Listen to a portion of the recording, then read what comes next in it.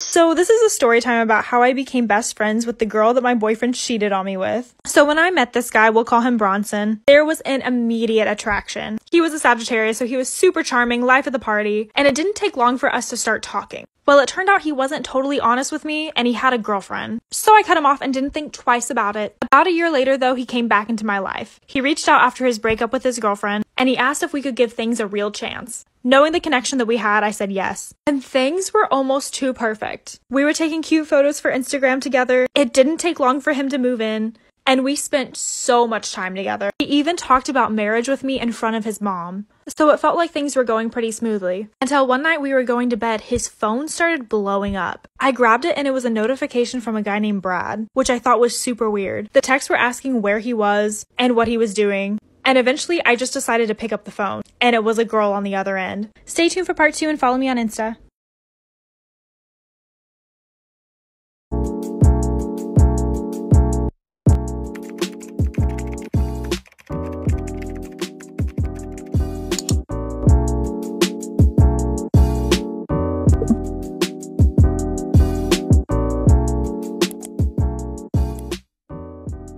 Hey guys, so here's part 2 to becoming friends with the girl that my boyfriend cheated on me with. When there was a girl on the other end, I was like, what is this? And why are you calling my boyfriend's phone? And she was confused. She was like, boyfriend? I thought you were just being his supportive friend. It turns out him and his ex were still seeing each other. I was pissed and woke him up. And he had the nerve to try to tell me that she was being the crazy one. Like, obviously you've been seeing both of us. We're not that stupid. And she even sent me the screenshots to prove it. And he still had the nerve to deny it. I kicked him out of my house and we didn't talk for a while, until one day he managed to work his way back in. I, being stupid, forgave him and decided to try things again. It happens to the best of us. Things seemed okay again, but he told me during our time apart he was couch surfing and he didn't actually have a place to stay, like he was just homeless. So I offered to let him live with me again. That night that he moved back in, I received a call from his ex. We'll call her Ashley. And Ashley goes, no, he's been living with me this entire time. Stay tuned for the last part and follow me on Instagram.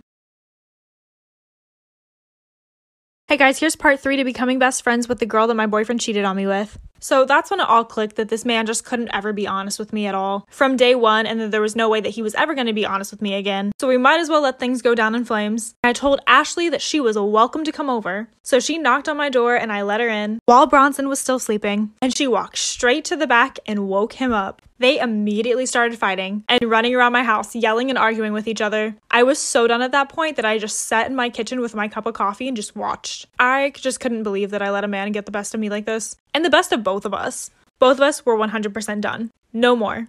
And we decided to become each other's support system to avoid getting back together with him. Nothing brings two girls together like a hate for a man. Now, not only is she my good friend, but she is also my roommate. Sometimes toxic men can bring two people together. Follow me on Instagram for more content, and if you have a story, DM me. Story time, how I found out my substitute teacher was actually my biological father. So of course I went to school for our usual class and our teacher wasn't there. So we had a substitute that day and I could have sworn that I recognized him, but I couldn't tell from where. There would be times during the lecture where I would look up and he would just be looking at me. I felt like there was a weird connection between the two of us, but I didn't exactly know where to place it. Since it was the last hour of the day, he asked me to stay after class. I immediately got the creeps and said no, I had to catch my bus. And I hadn't seen him for weeks after that. Some days later, I noticed a for sale sign on my neighbor's yard. So during their open house, I decided to peek out my window and see who was visiting. And there he was, my substitute teacher. I got the creeps and I just ran upstairs to focus on something else. Once the house sold and the move-in trucks came in, I saw that it was my substitute teacher that actually bought it. I was terrified but still felt this weird connection. That's when my mom offered for us to bring cookies over to his house. She said it was the neighborly thing to do, so that's what we did. So we went to go knock on his door. Stay tuned for part 2 and add me on Instagram. Okay, so part 2 to finding out my substitute teacher was actually my biological father. So the whole interaction between my mom and him was so odd. He was clearly high, so my mom just set the cookies down on his front door. And we just left. Many nights after that, I just felt like someone was always watching me. I constantly got the creeps. And I would just notice like little stuff going missing.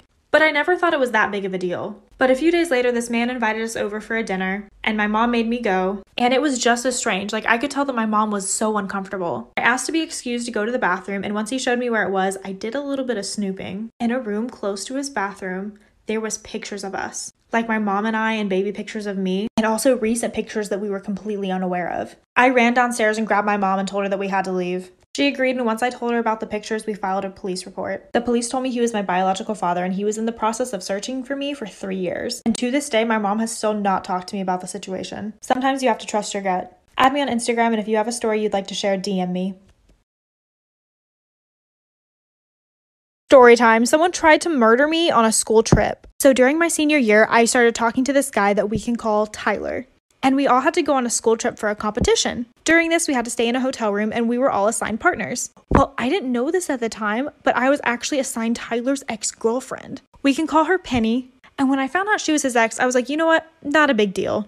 I'm probably just overthinking it, but she had a reputation for being psychotic. And I mean psychotic.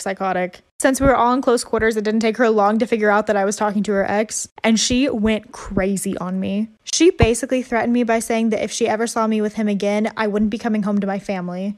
I still honestly didn't take her that seriously until the next day she saw us kissing, and she left the hotel room to buy throwing knives for when I got back. So when I reached the hotel room that day, she was yelling at me, threatening me, and then she took out one of the knives. Stay tuned for part 2 and follow me on Insta. Part 2 to me almost getting murdered on my school trip. So when Penny took out one of the knives, she literally threw it right at me. Somehow it only managed to land 5 inches from me and I was okay. So I took off running out of the hotel room. I immediately went to our director, and literally because her parents fund most of the band stuff, he straight up couldn't care less. I told my mom, who happened to work with the superintendent's wife, so she told her the whole story and gave my mom his phone number. Let's just say they were suspended and the teacher was fired. She swore up and down that her and Tyler were going to get back together, but it's been 3 years later and she's still crazy and he still hates her, and I'm still with him. So I guess the moral of the story is please take it seriously if someone threatens you, especially if it's a crazy ex. Love you guys. Follow my Insta and DM me if you have your own story that you want to share. Story time, how I catfished the girl that my brother-in-law was cheating with. So my brother-in-law always had a bit of a cheating reputation, and he definitely gave me the worst vibe. He had even cheated on my sister before, but they forgave each other and worked things out. Whatever. But I knew that something was up once rumors started to fly again, and so did my sister. And there was one particular girl on his phone that was very sus. So my sister got the number and we decided to set her up. We didn't really know how much she knew or if she was aware that he was married, so we just pretended to be him and asked her to come over. And since they had been hooking up, she was down to come over. So we sat and waited, and she walked in expecting to see my brother-in-law, but instead she got my sister and I. When I say she was shocked, I mean she was shocked. She wasn't furious or anything, however, she kept acting weird like it was all a big joke. She was like, oh my god, I had no idea he was married, which you can't blame her for everything, it takes two to tango. However, I still think you should be aware of who you're seeing. But she agreed to confront him with us. Follow me on Instagram and stay tuned for part 2. Part 2 on how I catfished the girl that my brother-in-law was cheating with. So he was still at the house, just hanging out upstairs, had no idea what was going on downstairs when we invited over the girl. And once she agreed to confront him, we decided to walk on upstairs. So she walked up and literally called this man by his first name. And he denied knowing her. Like, we were in shock. Like, we caught you. Like, here she is. How are you even going to deny that you know her when she's calling you by your first name? But she just kept laughing and he just kept denying it. It was extremely uncomfortable and super weird. She literally knew everything about him and even walked over and tried to be like all cutesy with him. And still, he denied. So we just ended up making her leave, and I literally fought this man. My sister was upset and shocked, but I was way more furious than she was. It's one thing for people to hurt you, but not the people that you love. Luckily, she is done and no longer with him. At the end of the day, we need to know our self-worth and set high standards for the people that we're dating. Follow the girl that sent me this story, and add me on Instagram and DM me if you have a story of your own. Every time my boyfriend tried to kill me so he could have my life insurance money. So I decided to go on Tinder to look for some potential matches, and lo and behold, a guy named Jared was there. He was adorable, he was charming, and we had multiple cell phone calls before deciding to meet. We met at Red Lobster and it was like fireworks. He was so romantic and looked like a 6-foot-something cowboy. He took me to a wildlife bird refuge after dinner and I instantly fell for him. We dated for months and everything was mostly good. However, he was just very pressuring for things. And I didn't want to take things too fast. I was 21 and he was 31. Eventually, this just gave me some bad vibes, so I decided to cut off the relationship. But a few months later, he called me saying that he couldn't forget me. He had been married before and his wife had passed away, so I felt very sympathetic towards him. He had a really nice job, making over $150K a year, and he said that all he wanted to do was take care of me and my child. So I moved in and things were good again. I would wake up in the morning, he would make me coffee, and I would help him with his kids. But I noticed that my weight was starting to go down. And that's when I realized he was putting something in my coffee. Follow me on Insta and stay tuned for part 2. Story time. I found out my boyfriend cheated on me with his aunt. So this guy that I had a really big crush on at my school had just recently broken up with his girlfriend. And so I was kind of just there to like comfort him and be a shoulder to cry on. You know the drill.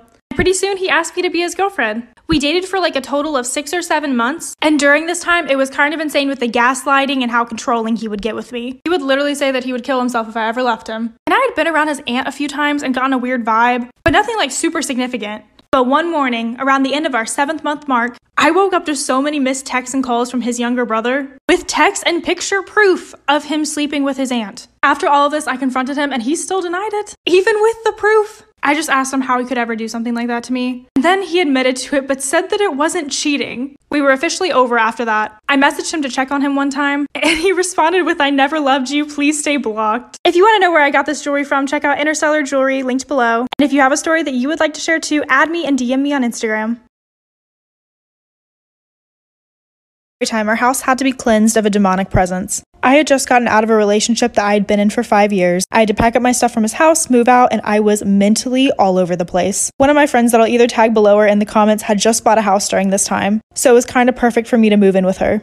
The house was beautiful, had very cottage vibes, but there was something about the shed in the back, and I'll insert a picture. It was filled with religious symbols and Mod Podge all over the wall. There was lights in there like people were trying to grow, and it just seemed like a lot of teenage experimentation happened back there. But overall, the house was nice and was totally checked out by the inspector. Soon after I started to move in, that's whenever spots would occur on the ceiling. It was happening a lot on my side of the house as if there was water damage. However, we didn't know where the water damage was coming from and she had the house inspected. This is when she started to have extremely vivid nightmares that bled over into the day. She would wake up and see shadowy figures hanging over her. I kind of just thought she was tired due to night shift at first, but that's when I got my first sleep paralysis episode. It gets way worse, so stay tuned for part 2 and follow me on Instagram. Storytime part 2 of our house being cleansed of a demonic presence. So my roommate's nightmares and hallucinations were getting worse and worse. When she would drive home from work, she one time literally thought someone was hurting themselves in the car next to her, and then would walk into the house and see something standing over her. But again, we just thought she was tired due to night shift. However, a few days later, I ended up waking up and not being able to move my body. All I could do was look around the room and I felt someone petting me. All I could do was lay there while this thing talked to me and pet my head, but I could never see her. And I know it was a her because it was a female's voice. This had me freaked out and not wanting to sleep for days. But soon I was able to get over it and forget it. One night whenever I came back with one of my guy friends, we walked into the house and from the back we heard, "Hey, are there any people here?" We both just looked at each other like, "Oh my god, did you actually just hear that?" Except I heard it in a female voice and he heard it in a male voice. He told me to stay right there and he scanned the area to make sure that there weren't any people there. And there weren't. We knew this was getting bad and we were going to have to call someone. So my roommate called up someone that she knew that did house exorcisms. The worst is yet to come. Add me on Instagram.